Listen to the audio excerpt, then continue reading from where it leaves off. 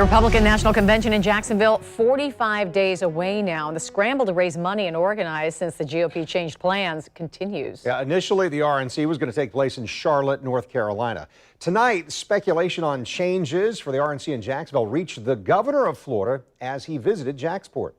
On the convention, my view was that outside was always something they were looking at. Governor Ron DeSantis took questions at Jacksport this afternoon, addressing a report that the RNC could be considering outdoor venues next month.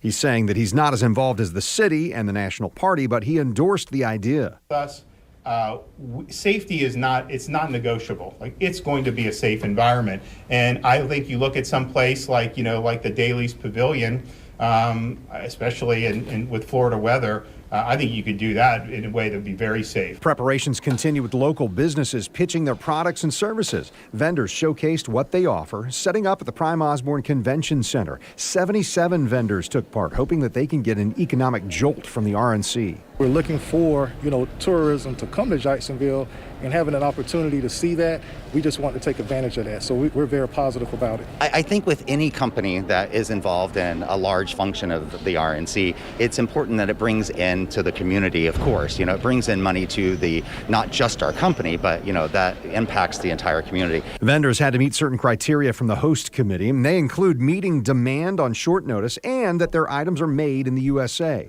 At the same time, we're learning more about the lawsuit filed that's aimed at shrinking or even canceling the RNC in Jacksonville. The plaintiffs in the suit demand major changes and dispute any political agenda.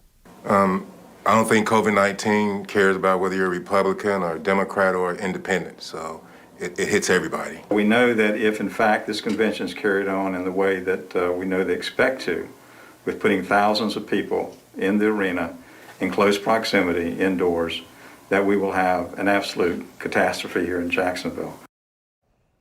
Today, a New York Times article suggested Governor DeSantis is working behind the scenes to keep people from contributing financially to the RNC in Jacksonville. The Republican Party of Florida sent me this statement tonight disputing that claim. It says, first and foremost, Governor DeSantis has appropriately focused all his attention on working tirelessly for the last 4 months to combat the COVID-19 outbreak. Despite working around the clock, he made sure that Florida was well positioned to host the Republican National Convention.